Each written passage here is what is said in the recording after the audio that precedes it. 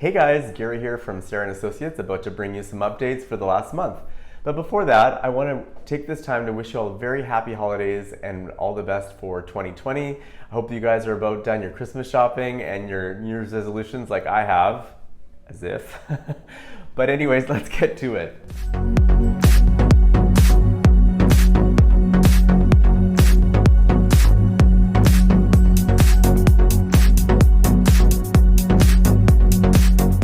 So let's take a look at the numbers for November 2019. Homebuyer activity actually increased in November, and we are seeing a change in the market. If we look at residential home sales, for November 2019, sales were almost at 2,500, and in October there were 2,858 homes sold. For current homes listed, we can see that in November there were 10,770, which is a decrease from October, where there were 12,236. Compare that to November, we're almost at the same numbers as we were in November 2018, comparing to October. For homes listed in November 2019, comparatively a decrease of 12% over October 2019, and very similar decrease from November 2018. So let's take a look at where we're sitting in the market and what the definitions are in terms of whether we're in a buyer's market, balanced market, or seller's market. November, actually, believe it or not, we are in a seller's market. And what that means is generally the active to sold ratio of a seller's market being anything that's 20% or over. A buyer's market is 12% of active or sold or under, and balance is between 12 and 20%. Let's see where we're sitting. So for November, condos are at 29.3%, very strong seller's market. If we compare that to October, 29%, so we've actually seen an increase. In townhomes, November 24.9%, October 26.2%, detached homes in November 17.2%, and in October 17.3%. For combined ratio, November it was 23.2%, so seller's market, and October 23.4%. So believe it or not, the market is actually overall in a seller's market right now, and we are seeing way more activity from buyers out there, and properties are selling, if they're priced well, quite quickly.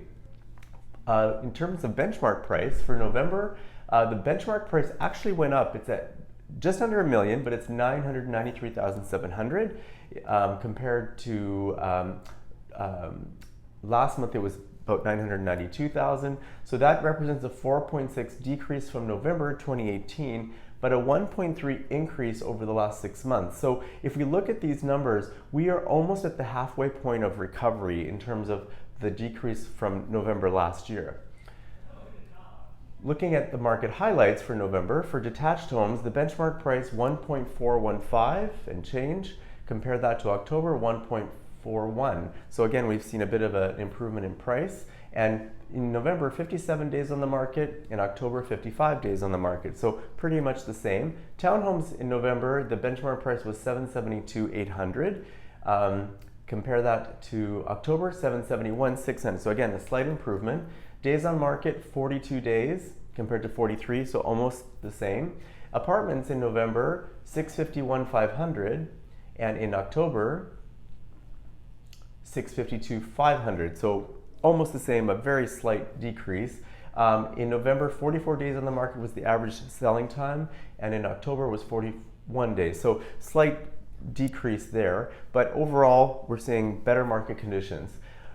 The recap, benchmark price remains below $1 million for the 6th month in a row. However, we have seen prices trending upwards in the last 2 months. So from October to November, we've actually seen prices increase, which is the first time in many months. Home sales have increased since earlier this year, and now is the perfect time to jump into the market or to sell. We generally are seeing that there is more activity, like I said, from buyers. There's less inventory of properties to sell. So I feel like we're sort of at this tipping point where it probably feels like we're getting to the bottom of the market if we're not already there. So if you've been thinking of buying, this could be the greatest time, because it could be that we've actually pretty much hit bottom, and the real estate board is actually forecasting in 2020 that we will have a full recovery of the market. So if you're thinking of buying, great time, and if you're thinking of selling, also a great time, because there's definitely more activity and less inventory out there. Some of the things I want to talk to you guys about in terms of recent successes and sales. We had a property in Richmond in Steveston, a really great townhouse. We sold that for $740,000. It was listed at $798,000. We had a great sale of a 2-bedroom, 2-bath in downtown at the Electric Avenue building. It's Smythe and Hornby. That property sold, we were listed at $799,000. It was a 2-bedroom, 2-bath. We had 11 offers on it, and it sold for $840,000 in 7 days. We had over 100 people through the open houses, so incredible turnout in this market. So our strategy worked. Finally, we helped a wonderful past client buyer of ours buy a really awesome 1-bedroom right at the Milano building in the West End, Burrard and Burnaby, basically, great building.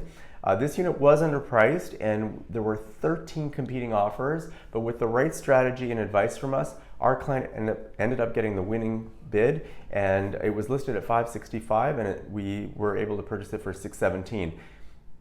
Great price, actually, considering that the market values on average in that market are around $640,000 to $650,000. So again, great, great scenario, and we were super happy, and our clients are happy as well. So I hope this helps. Again, any questions, just reach out by phone, email, Facebook, or Instagram. DM us.